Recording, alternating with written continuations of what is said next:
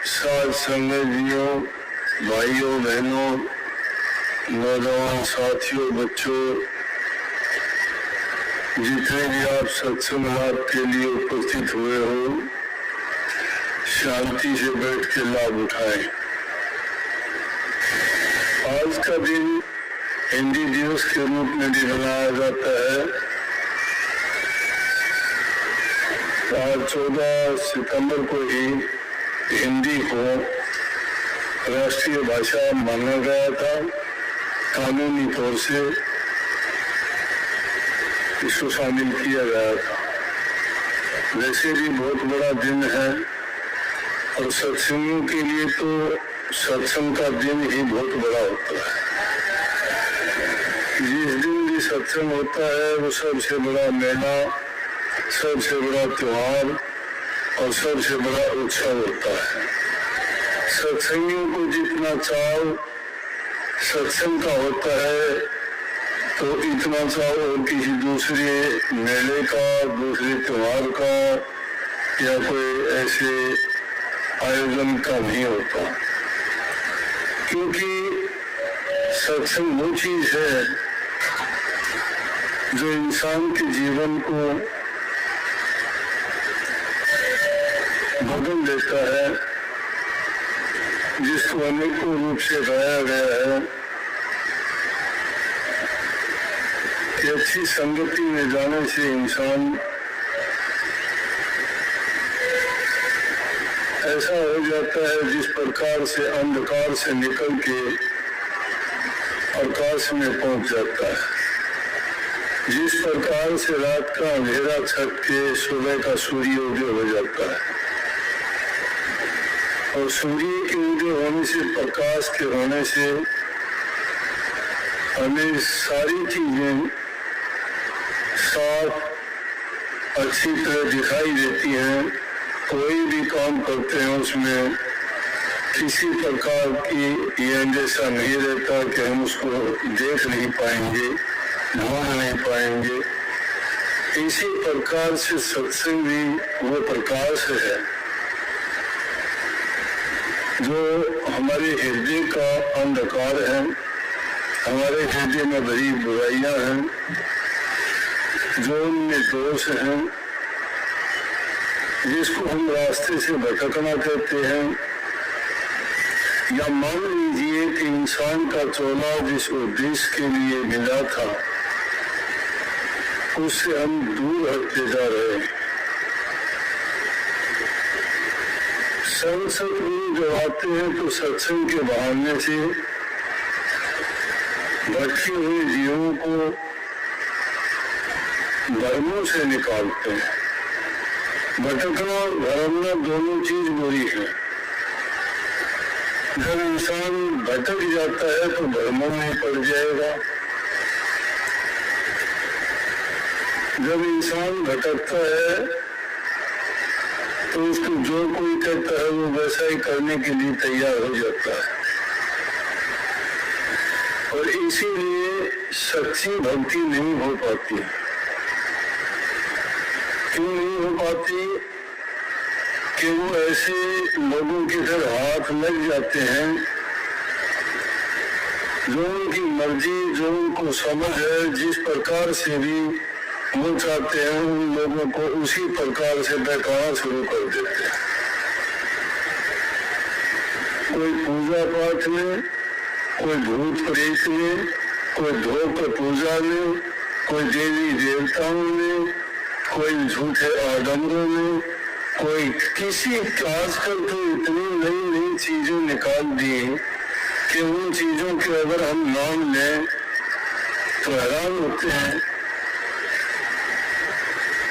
ऐसे ऐसे भ्रम डाल दिए सदियों से। जिस मकान में, जिस घर में हम रहते आए थे, हमारी पीढ़ियों चली गई, 6-7 पीढ़ियां उसमें गुजर गई और अब भी उसमें रहते आए हैं तो कहते हैं कि ये तुम्हारे घर में। तो घर में जब पड़ जाता है तो किसी के पास पूछने के लिए जाता है। बताने वाला कहता है कि तेरे घर में वास्तु से घर नहीं बना, वास्तु की कमी है। अरे पहले तो 200 साल से इसमें रहते हैं, वास्तु का कोई कोई बात ही नहीं थी, आज वास्तु कैसे खराब होगी? यहाँ कोई तकलीफ होती है तो कहते हैं कि तेरे देवता सीखते हैं। अरे देवता का मतलब तो देने वाला होता है, देवता आपको किस प्रकार से तकलीफ देगा? और वो देवता भी कौन ना कहते पितर हो गया तुम्हारा घर में, बोले पितर हमारे घर में कौन हो गया? कहेंगे तुम्हारे घर में एक था जिसकी शादी नहीं हुई थी। बोले ऐसा तो कोई नहीं था। बोले पड़ोस में हुआ, पड़ोस में ये तो पांगल हुआ है, जरूर तुम्हारी जान पहचान रिश्तेदारी में होगा, आपको ही तो मिलेगा। अभी पत्रकार वहां बैठे थे, बैठे बैठे बात चली, बोले जी इतने पाखंड इतने आडम्बर क्यों चल गए, ये कैसे लोग बैठ जाते हैं? बोले पर्चे निकालते हैं, ये निकालते, क्या ये बात सच्ची है क्या? मैं बैठो आपसे पूछता हूँ, मैं एक बात बताता हूँ आपको, बताओ। बोले हाँ जी। बड़ा उत्सुक हो गया कि ये कुछ ना कुछ बताएंगे। बोला व्यक्ति बहुत अच्छा इंसान है। बोले हाँ जी हूँ। तो लोग तेरे साथ अच्छा सलूक नहीं करते। मैं ठीक बताइए आपने। मैं और सुन गया, बोला कि हाँ मैं तू जिसका जितना भला करता है तेरा उतना ही ज्यादा दुश्मन मानता है। मैं बोला जी यही बात है। मेरे उसने उठा ली अपना वो जो बोलने वाला था, तेरी कौन था? मैं बोला और बताऊँ क्या? बस ये मशहूर नहीं। उसने मुझसे कभी और भी बात, ये भ्रम और पाखंड है। किसी इंसान की बढ़ाई करके बड़ा खुश होगा, उसकी सच्चाई बता तो दुश्मन बन जाएगा। अब यूं तो जानो कि तुम बड़ा ईर्ष्यालु है, बस तुम्हारी तरफ देखेगा नहीं जिंदगी में। या कह तू ठग है, चोर है, लुटेरा है, तेने उस इंसान को तो किया नहीं, बहुत वो नाराज हो जाएगा। तो ये बात क्या है कि इन भ्रमों में पढ़ने के बाद इंसान को बहका देते हैं, फिर तो उसकी वो हालत हो जाती है जिस प्रकार से फुटबॉल के मैदान में फुटबॉल की होती है। उसको उधर से ठोकर लगती है, उधर चला जाता है, उधर से ठोकर लगती है, वहां चला जाता है, दर दर का ठोकर खाने वाला बन जाता है। वो अपनी ज्ञान बुद्धि विवेक विचार से भूल जाता है, अपना कर्म छोड़ देता है। इंसान अगर अपनी जगह पर रह के एक यकीन रखे प्रभु पे, जिसने आपको जन्म दिया है, जिसने आपके सारे लेख लिखे हैं, उसके बारे में कभी सोचते तक नहीं, उसके एहसानों का कभी भी आप विचार तक नहीं करते कि मुझे ये सारी चीजें प्रभु ने बख्शी हैं और मैं उसको कितना याद करता हूँ।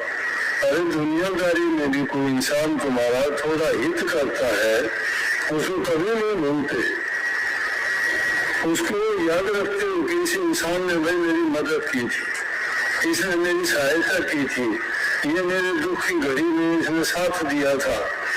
लेकिन जिसने तुम्हें सब कुछ देख के इस दुनिया में ऐसे ऐसे तोहफों से नवाज के भेजा है और उसको ही भूल के बैठ के उसको कभी याद ही नहीं करते।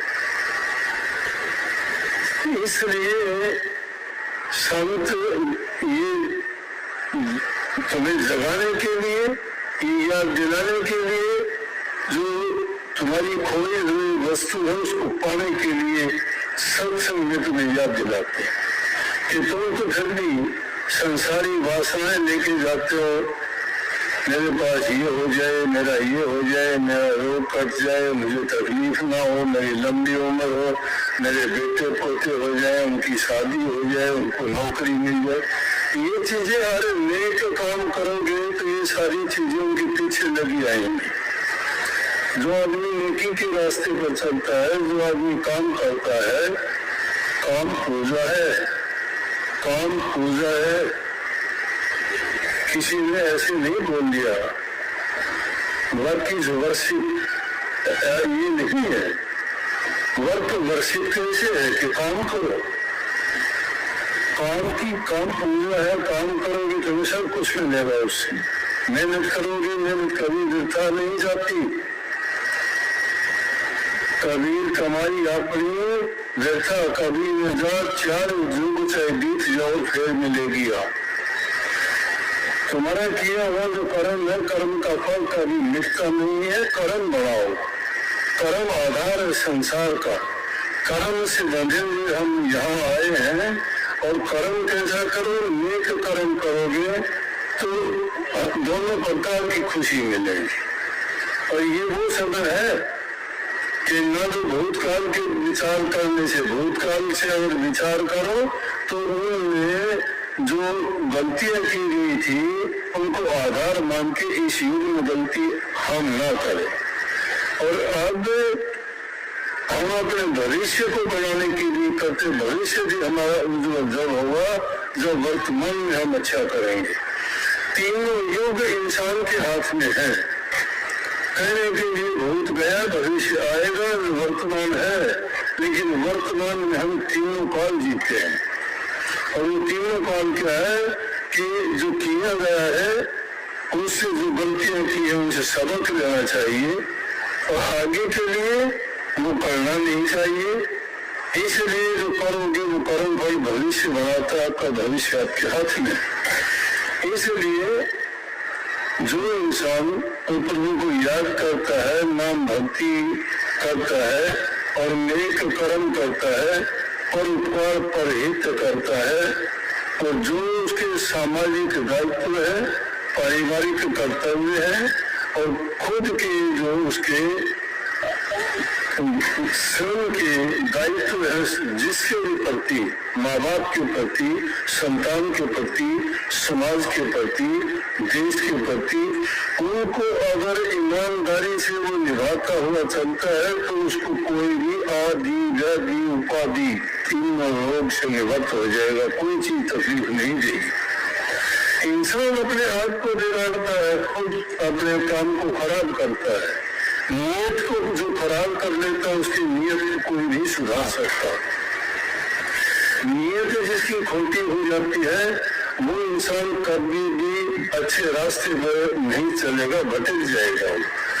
एक इंसान ने अगर अपने आप को निर्बल दुर्बल बना लिया है, दूसरे का सहायक बना लिया। एक देव को देख लीजिए आप, वो किसी सहारे को लेकर ऊपर चढ़ती है, ऊपर चढ़ती जाएगी, सहारा जो तो मिलता रहेगा, चढ़ती जाएगी, जिससे वो सहारा टूट जाएगा, धराम के नीचे आके गिर जाएगी। स्वावलंबी नहीं है वो स्वावलंबी नहीं है क्योंकि उसने अपना कुछ नहीं बनाया, किसी का सहारा पकड़ के चढ़ी थी। इसलिए किसी के भी सहारे की जरूरत ना पड़े, वो प्रभु सबका सहायक है, वो सबका सहारा है, वो सबको सब कुछ देता है। इसलिए सारे काम करते हुए उसको अवश्य याद किया करो। उसके याद करने का तरीका है नाम का चिंतन करना, स्मरण करना और उसका हर समय उसको याद रखना। वो याद करते करते रहोगे तो वही आपके हृदय में रोम रोम में बस जाए। राम है क्या? रोम रोम में बसे हुए का नाम राम है। जो याद तो कभी भोले से करते नहीं है तो उठपटांग बात आएंगे सुनने घर में तो कबूतर और ये चीजें बहुत बास करेंगे उसमें। अरे इस घर के अंदर उसे प्रभु को बिठाइए और इस घर को अपने हृदय को शुद्ध और पवित्र बनाइए। और वो शुद्ध और पवित्र किससे बनेगा? शुद्ध मंत्रों से बनेगा। शुद्ध मंत्र संतों से प्राप्त होता है। शुद्ध क्यों होता है? वो शुद्ध ईश्वर नाम तो आपने देखा होगा, दीवारों पे लिखा, किताबों में लिखा, बोलते हुए सुनते वही नाम है, कोई नया नाम नहीं है। कोई राम राम का जाप करता है, कोई ओम शांति ओम का जाप करता है, कोई ओम सतनाम का करता है, कोई राधा स्वामी का करता है। नाम तो है ये, लेकिन जो नाम कमाया हुआ नहीं वो क्या काम करेगा? आपने बरगद और पीपल के पेड़ देखे होंगे, लाखों में फल आते हैं, एक फल के हजारों बीज होते हैं, लेकिन वो गिर जाए हजारों उसके पौधे नहीं उगते। क्यों नहीं उगते? वो बीज पकाया हुआ नहीं है। और जो बीज पक्षी खा लेता है, उसको खाने के बाद वो पक्षी चाहे उसको पक्की दीवार पे भी जाके उसके पेट से निकला बीज जमीन ठहर जाता है दीवार पर, वहीं पे वो पेड़ बनना शुरू हो जाता है। क्यों? वो पका हुआ है। जो नाम संतों के द्वारा दिया होता है वो इसी प्रकार से पकाया हुआ होता है। बिना पका हुआ जो देते हुए तो मनमुखी के नाम है।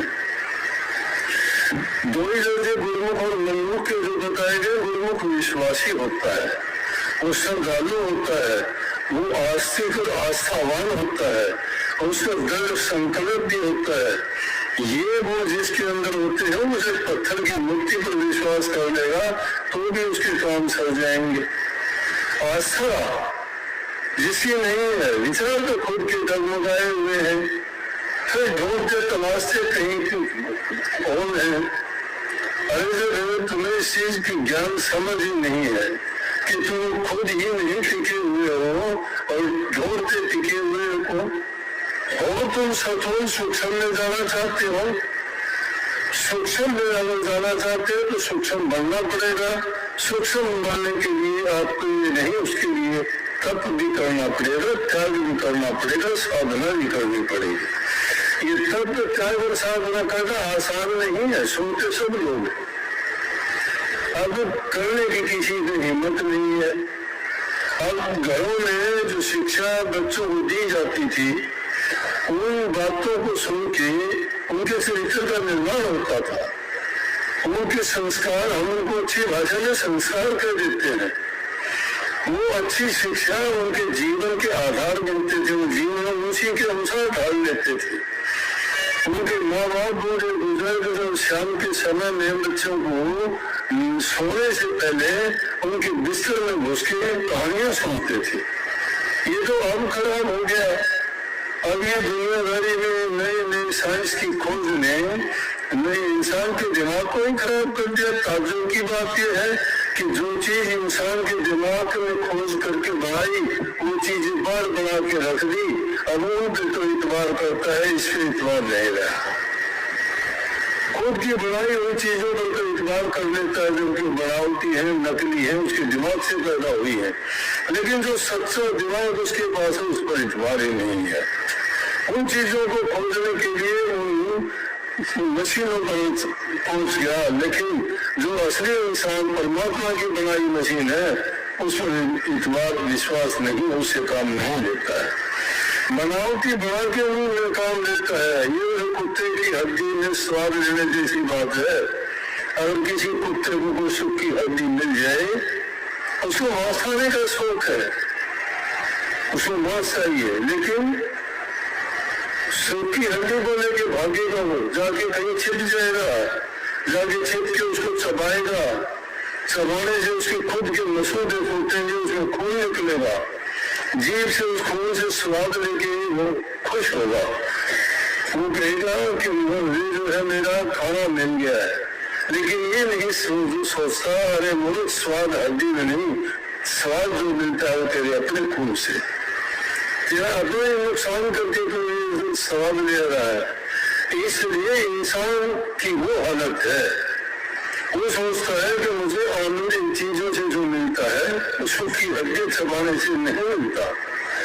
सच्ची बात सच्चे नाम में है, सच्चे कर्म में है, सच्चे यकीन और विश्वास में है। अविश्वास है नहीं, ना वो संस्कार नहीं है। अभी थोड़ी देर पहले बात चली थी, अपने यहाँ पत्रकार भी हैं, कहने लगे जी आजकल के हालात देखते हैं, बूढ़े माँ बाप को, बुजुर्गों को घर में क्यों नहीं रखते बच्चे अपने माँ बाप को। मैंने कहा कि संस्कार गए, बच्चों को संस्कार नहीं मिले। वो संस्कार कौन देता? माँ बाप देते। और माँ बाप को उनको संस्कार कहाँ से देंगे? माँ बाप को फुर्सत ही नहीं है, बच्चों को देखते नहीं है, बच्चों की मनचाही बातों को मानते हैं, बच्चा जो कहता है वो कर देते हैं। लेकिन बच्चों के लिए ये समय नहीं है कि उनको देखें, उनको अच्छी बातें सिखाएं, उनको समझाएं कि हमारे संस्कार, हमारी संस्कृति क्या है और इंसान के दायित्व और कर्तव्य क्या है। माँ बाप के प्रति वो अपने कर्तव्य को जानते ही नहीं है। माँ बाप के प्रति कर्तव्य का तो हमारे देश के ऐसे उदाहरण, श्रवण कुमार ने जाना था, घर बार पत्नी को भी छोड़ के अपने माँ बाप को तीर्थों में ले जाने लगे, तो लोग आंखों से अंधे थे, अपना जीवन लगा दिया। ये थी सच्ची भक्ति। सच्ची भक्ति किसी इंसान की सच्ची सेवा करने में मिलता है। वो तो हमें क्या दे रही है।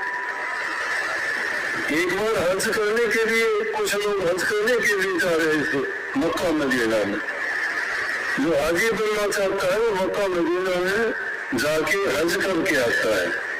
वहाँ हर मुसलमान अपना कर्तव्य समझता है कि एक बार जिंदगी में मैं हज जरूर करूँ। तो 15-20 लोगों ने फैसला किया, वो इकट्ठे मिलकर पैदल चलने के रास्ते थे। मक्का मदीना बहुत दूर रेगिस्तान जैसे प्रदेश में है, वहाँ पर बड़ी पानी की दिक्कत थी। आजकल तो काफी सब कुछ अच्छा हो गया दुनिया में, लेकिन वो जमाने थे लोग पैदल जाया करते तो ग्रुपों में जाते थे, 15-20-25 इकट्ठे होके। तो एक बार एक ग्रुप जा रहा था, जब चलते चलते गए रास्ते में एक जगह कहीं बैठते रुकते, वो ठहर के उन्होंने वहाँ खाना वाना एक पेड़ के नीचे खाया और वहाँ से जब चलने लगे तो एक हाजी जो था वो थोड़ा उम्र में हज के लिए जो जाने वाला बूढ़ा भी था। तो सब जब जाने लगे बोला भाई मैं तो नहीं जाऊँगा, अब आगे आप जाओ, आपकी बार मुझे ले लेना यहाँ से। बोला ये क्या बात, क्यों? बोला कि बस मैं आपकी बात ले लेना, मैं अब नहीं जा सकता। बोले इतनी दूर चल के आए, लोगों को जिंदगी में मुश्किल से ये मौका मिलता है और आप ऐसे मूर्ख हो। बोले कि मैं बता दिया। तो वो लोग सब चले गए और वो वहां पे रहा। तो क्यों रहा कि उसने देखा कि एक कुत्ता था और वो बहुत बुरी तरह से तड़प रहा था, उसको घाव था। तो कुत्ता या ये जानवर जो होते हैं, इनकी जीभ में ऐसी अणु होती है, जहां तक इनका मुंह या जीभ पहुंचती है वो उसको चाट के ठीक कर लेते हैं। उसको चोट ऐसी जगह लगी थी कि वो खुद चाट के उसको ठीक नहीं कर सकता था। और उस आदमी को उसमें बड़ी दया आई, जीव पर दया आई। हम लोग आदमी इंसान होकर इंसान पर भी दया नहीं करते। इंसान ने छोड़ दिया, अपने माँ बाप पर दया नहीं करते, उनके साथ ऐसे ऐसे दुर्व्यवहार करते हैं। आजकल तो ये साधन जो हो गए अच्छे भी हैं कि टीवी में, टेलीफोन में या अखबारों में क्या क्या ऐसी घटनाएं आती हैं कि कोई अपने पिता को ही मार देता है, कोई अपनी माँ को ही भिखारी बना के घर से निकाल देता है, कोई वृद्धाश्रम में ठोकर खाते फिरते हैं। अरे उनका अच्छा भला पूरा परिवार है, सब कुछ उनके पास है, पूरा सब कुछ छीन के उनको वृद्धाश्रमों में भेजना, घर से निकाल देना, कितना बुरा है। उन लोगों का भला कैसे होगा? उनको क्या मिलेगा? क्या इसी दुनिया में 4 दिन के जीने के लिए जीना मांगते हैं? ये कोई जीवन थोड़ा है। जीवन तो जब जीना चाहते हो तो परहित करो, पल से क्या हो जाए। पल बदलते देर नहीं लगती है। आदमी कुछ का कुछ राजा हरिश्चंद्र नेमी तेमी धर्मी राजा नहीं था, सत्यवादी था। और उसी हरिश्चंद्र के पास ये हुई कि उसकी औरत की सारी और बातों को जो छोड़िए, वो उसके लड़के का ही कपड़ा बन गया। पढ़ने पर से क्या हो गया? अरे वो धनुष के साथ क्या है, वो अपने लड़के को ही काट दिया उसने। धर्म था, ये कर्म थे।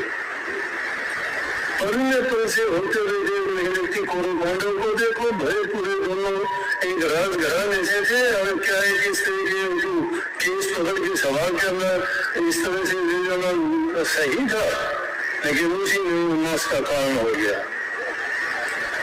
इसलिए कर्म इंसान के जब नेक नहीं है, अच्छे नहीं है, तो उसको सारा का सारा तहस नहस कर देता है, बिगाड़ देता है। लेकिन जो इंसान नेक कर्म करता है, सच्चाई के रास्ते पे चलता है, पर हित करता है, पर उपकार करता है, उसको कभी नीचे नहीं देखना पड़ता। ये है कि परीक्षा तो देनी पड़ती है, परेशानियां उसको बहुत आती हैं। जो परेशानियों से भाग जाता है, डरता है या अपने रास्ते को बदल लेता है, वो कूदी की नहीं। महाराज जी कहा करते कि टिका रहो मत हो दामादोल, दिगे की कूदी नहीं टिके के लाखों मोल। जो इंसान डगमग होता है, दिख जाता है, वो कूदी का नहीं है, और जो टिका हुआ है उसके लाखों मोल है, दामादोल नहीं होगा। सत्य के ऊपर टिकने वाले जो जिन थे उनकी कितने उदाहरण, उनके पास क्या ताकत थी? नाम की ताकत थी, नाम का आसरा था, नाम का सहारा था, और नाम की नौकों में बैठ के बड़े बड़े पापी दुष्ट चोर ठग लुटेरे राक्षस के नाम आपको मिला, नाम की महत्व नहीं समझते हम। रोजाना डरते सुनते हैं, असर होता नहीं है, क्या फायदा है? यही बैठे दिखा दूंगा दो चार तुमने ऐसे भले माफ लोगों से लेके खा के देने को कभी नाम नहीं तो करते महाराज जी और कहे जरा जी बंदे दिए, मतलब दिए तो नहीं कैसे दे दूंगा? बोलो तो महाराज जी क्यों क्यों बोल रहे? पट्टी बांध दे बेचारा, वो दे भी बैठा है, उसको ही कहता है तुम झूठ बोल देना दबाना। और वही है सत्संगों में भी बड़े जोर से आवाज देते हैं, राधा स्वामी माँ बहुत अच्छी बात, हमें शर्माते नजर झुका ले भाई, अगले तो को नहीं आया, क्या करें उन लोगों का? हमें तो हीरा सिंह नंबरदार था अंकल, शादी होगी बच्चों की, पुराने आदमी थे, अब तो नहीं है, बच्चों की शादी हुई तो पढ़ी लिखी आ गई, पढ़ी लिखी आ गई तो वो उनको पर्दा नहीं करती, घूंघट उठा लिया, अब वो बैठा घर में उनसे चादर डाल रखी सिर पर से, लोग आनिए जानिए बोले कि सबसे हीरा से है नंबरदार का, बोला हाँ जी, बोला यूं चादर डालने कैसे बैठा है, कोई दिक्कत है ना? अल्लाह मसलू, बोले कोई तो बात है, क्यों क्या बात है? बोले भाई बात की है, वो तो पर्दा करे, कोई हमने शर्मा होगा, हम कर लिया उसे, तो समझ के सारे शर्म आ रहा कि मरी इसलिए होती है, वो तो मुझे है, वो तो कुछ नहीं होता। अरे कम से कम परमात्मा को मानते हो, आस्तिक लोग हो, तो किस चीज की आस्था है आपकी? आप लोग कैसे हो? ये बात जानते समझते नहीं हो कि फिर भी अपने आप को, फिर भी माहौल में अपने आप में बनते हैं। भैया नाम झूठ और कपट का नहीं है, नाम जो है सच्चे इंसानों के लिए है, उस नाम की खोज करो, नाम को इतना वो न समझो कि वो गाल गड़ी की बॉल है कि मरना होगा उसको उठा लेंगे, मरना होगी वहां फेंक दोगे। नाम तो हर चीज को पवित्र करने वाली है, और नाम को ही तो नहीं जानते, इसीलिए ये हालत होती है। और नाम को समझ जाते हैं तो सब कुछ है, और यहाँ सुखी कोई नहीं है, कभी सोचते हो? सब दुख के मारे हुए हैं, सबरी सृष्टि का राजा दुखिया, सबरी सृष्टि का राजा दुखिया, नाम जपत भय सुखिया, लाख करोड़ी बंधन पड़े और नाम जपत में स्तरे।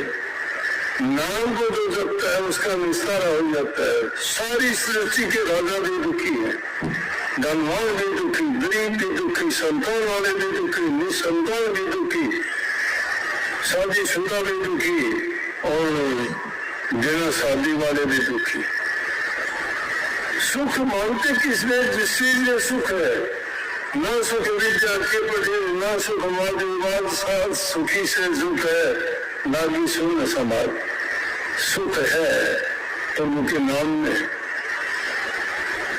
न विद्या के पढ़ने में सुख है, और विद्या पढ़ के समझता हूँ मैं आलिम फाजिल बन गया, मैं विद्वान बन गया, या मैंने वो डिग्रियां ले ली, वो डिग्रियां कोई मायने नहीं रखती। एक ही डिग्री प्राप्त कर लो प्रभु के नाम की, वो काम आएगी। ये दुनियादारी की 2 रुपयों की डिग्री है, 4 अक्षर याद करके कभी विद्वान बन जाते हो, कभी ये सोचते हो नहीं, ये कुछ भी नहीं है। स्वामी जी महाराज ने शपथ का एक इज्जा तो बड़ी अगिजा थी, संतन की कदर न जानी, संत केवल प्रेम की सिंधु तो उल्टी बुद्धि की चर्चानी। ये तो कीचड़ स्वामी जैसी है, ये लोग आशा से भटक जाते हैं, ये किताबी ज्ञान सुनी सुनाई बातें उसको भटका देते हैं, नहीं टिकने देते। इसलिए मैंने कही थी कि ये आस्था का विषय है, श्रद्धा और विश्वास का, यकीन का है। यकीन करोगे तो सब कुछ होगा, लेकिन यकीन ही नहीं है तो चाहे आप परमात्मा आपके पास बैठा रहेगा तो भी आप उसको नहीं समझ पाओगे, उसको नहीं जान पाओगे कि परमात्मा है। हमारे काम परमात्मा करता है, रोजाना के जीवन में करता है। जब हर चीज में वो रोम में कण कण में बचा हुआ हर जगह मानते हो उसको, तो तुम्हारे जितने भी काम तुम्हारी दूर जाने, परेशानी में, तकलीफ में आके तुम्हारी कोई मदद कर देता है, कौन होता है? वो ये रूप करके तो आता है, या किसी से तुम्हारे काम करवाता है, उसके अंदर जाके उसको प्रेरणा देके तुम्हारी मदद करवाता है। बीमारी के समय अगर तुम्हारा इलाज करता है तो डॉक्टर के अंदर बैठा होता है। अगर तुम्हारे और किसी परेशानी के टाइम में तुम्हारा आके उठा लेता है तो उसके अंदर जाके प्रवेश करता है। डॉक्टर कोई भी संभालने नहीं है, वो भगवान संभालने वाला नहीं होता, वहां भी जाके तुम्हें वो संभालता है, वो प्रभु वहां होता है। अब प्रभु का हम तो ज्ञान खुद को नहीं है, प्रभु मानते किसको? हम सोचते हैं कि परमात्मा हमारी तरह कोई आकृति होगी, कोई शरीर होगा उसका, कोई उसके भी हाथ पांव हाथ कान होंगे। अरे उसकी सारी चीजें हैं, जहां जो याद करता वही उस रूप में प्रकट हो जाता है। अब जो सब जगह है, इसीलिए तो संतों ने कहा कि अरे भाई मुझको बाहर खोजने के बजाय तुम्हें अंतर में खोजिए ना, तेरे अंतर में बैठा हुआ है। लेकिन अंतर हमारा शुद्ध नहीं है, पवित्र नहीं है, उसके बैठने लायक नहीं है। ये विषय विकारों से, निंदा ईर्ष्या से, बुराइयों से और खोटे कर्मों से हमने अपने हृदय में दुष्कर्म कर करके मलिनता पैदा कर दी है, तो उस मलिनता में तो हम नहीं रह सकते। जहाँ मन चलना होगा वहाँ गंगा जैसा पवित्र हो जाएगा और वही प्रभु का वास होगा। इसलिए उसे नाम की कमाई किया करो। जो आपने नाम मिला ना, बड़े आवाज देके रूपे देके कहते नाम ले लो, नाम ले लो, नाम ले लो। नाम लेने का आपको तरीका समझाया जाता है कि किस ढंग से, किस तरीके से उसको याद किया जाए। अगर कोई आदमी किसी चीज के बारे में नहीं जानता और उसको सुनाया अगर वो काम करना चाहता है तो उसमें चोट खा लेता है। लेकिन सतगुरु से नाम को जपने का, उसकी कमाई करने का तरीका बताता है कि किस प्रकार से हमें उस नाम का सिमरन करना चाहिए, किस प्रकार चिंतन करना चाहिए, जिससे हमारे खोटे कर्म और पाप कर्म तो दूर हो और नेक कर्म और हमारा हृदय शुद्ध और पवित्र हो। ये नेकी के काम है। इसलिए उनको करने के लिए सबसे पहली जरूरत है इंसान का चरित्र ऊंचा होना चाहिए। हमारा चरित्र कुछ नहीं है, इसीलिए तो रोजाना देखते हो कोई क्रोध के बस आत्महत्या कर लेता है, कि दूसरे को मार देता है, कोई लोभ और लालच के बस घर परिवार भाई का बड़ा काट देता है, उसकी जमीन के लिए, उसके घर के लिए, थोड़े से काम के लिए, थोड़े से स्वार्थ के लिए, कुछ लेन देन के लिए, रोजाना का काम है। इन चीजों में नुकसान क्यों होता है? इसीलिए उन्हें 5 चीजों से बचने के लिए तो कह दिया कि भाई काम से, क्रोध से, लोभ से, लालच से बचो। कैसे बचोगे? कह तो दिया बचो, लेकिन उनको बचने का तरीका ये है कि इंसान का चरित्र का निर्माण घर में होता है। जो इंसान अच्छाइयों को जानना चाहता है, बुराइयों को त्यागना चाहता है, विषय विकारों से जो बच जाता है, खोटे मंदे कर्मों को त्याग देता है, ईर्ष्या द्वेष को जो अपने पास पटकने नहीं देता, वो सर्वजन हिताय और सर्वजन सुखाय के लिए सोचता है, वो इंसान चरित्रवान है। और जो ऐसा इंसान होगा वही उन चीजों को जानता है, तोलता है और उनको माप तोल के ही उनका प्रयोग करता है। नहीं तो न समझी के कारण ये सारी की सारी चीजें आज इंसान को बर्बाद करती है। कहीं नशे विषयों में पड़ जाते हो, कहीं किसी से लड़ाई झगड़े में बर्बाद हो जाते हो, कहीं आपसी तकरार में कोर्ट कचहरियों में जिंदगी बीत जाती है। जो कमाते हो सारे वकील ले जाते हैं, बीमारी लग जाती है तो हकीम ले जाते हैं। अगर और तुम आपसी कोई ऐसी बात करते हो तो तुम्हारी जिंदगी को ही ले जाते हैं। अरे क्यों नहीं, आप सुखी जीवन जीना चाहते हो तो पहले अच्छे इंसान बन के अपने घरों में माहौल को अच्छा करो, सबसे प्यार से अच्छा बर्ताव व्यवहार करो। जब अच्छा बर्ताव करोगे, अच्छा व्यवहार रखोगे, जवान से मीठे बोलोगे, बड़े को इज्जत सम्मान दोगे, छोटों को प्यार दोगे, तुम्हें बदले में उससे भी 1000 गुना मिलेगा। ये प्रकृति का नियम है। जो आदमी एक देगा उसके बदले में प्रकृति आपको 1000 चीजें सौंप देगी उसके बदले में।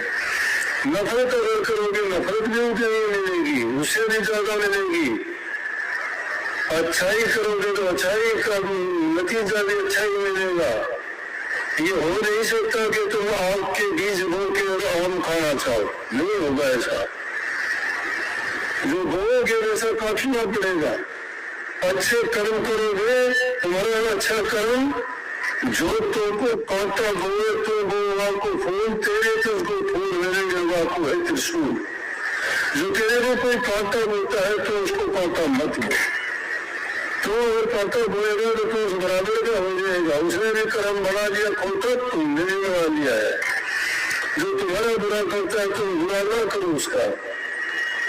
तुम बुरा नहीं करोगे तो तुम्हारा कर्म लग गया, उसका कर्म बुरा है। अगर तुम बुरा करने वाले के लिए भी अच्छा करोगे तो उसको डबल चोट मिलेगी। एक तो जो तुमने अच्छा किया है वो तो अच्छाई तुम्हारे पास उसकी मिल जाएगी, उसने बुरा किया है उसको बुराई का बुरा मिलेगा। इसलिए अच्छे जब इंसान बन जाओगे, घरों में सुख शांति समृद्धि खुशहाली होगी, आपस में प्रेम होगा, एक दूसरे की कदर और प्यार करोगे तो वो तुम कोई भी काम करोगे उस काम में तुम्हें कभी भी आजकल कहते हैं कि घरों में तकरार है जी। हाँ, हर चीज में कोई काम करते हो उसमें घाटा नहीं होता, नफा नहीं होता, उसमें हमें नुकसान होता है। क्यों होता है नुकसान? जब होता है जब घर में एक है बूढ़े बुजुर्ग जो भी हमारे तजुर्बेकार माँ बाप हैं, उनकी कई बात पर यकीन करते, उनकी बात पर चलते, उनको मानते हुआ अनुभव है कि किस काम के करने में हमें सुख होगा, किसके करने में दुख होगा, किससे हानि उठानी पड़ेगी, किससे लाभ होगा। उनकी बात अगर मान ले तो सबसे बड़े देवता हमारे वही है। वो जो हमें अपने हृदय से खुश होकर आशीर्वाद देंगे, कभी नहीं आ सकती किसी चीज में। लेकिन उनको तो खुश रखते ही नहीं, वो तो बेचारे देखते रह जाते क्या करते हो। अगर वो पूछ भी नहीं देता क्या करता, बोले कहेंगे आपने तो बोली की बोले करने के पड़ा रहे, उनको जवाब ही मिलता है। ये पूजा है उनकी, ये उनकी पूजा में का तरीका है उनका बोलने का। उनको दुख दे देते हैं, वो बेचारे कह भी नहीं सकते, बोल भी नहीं सकते, तो अपनी ओपिनियन तो क्या देंगे, वो तो हृदय में अपने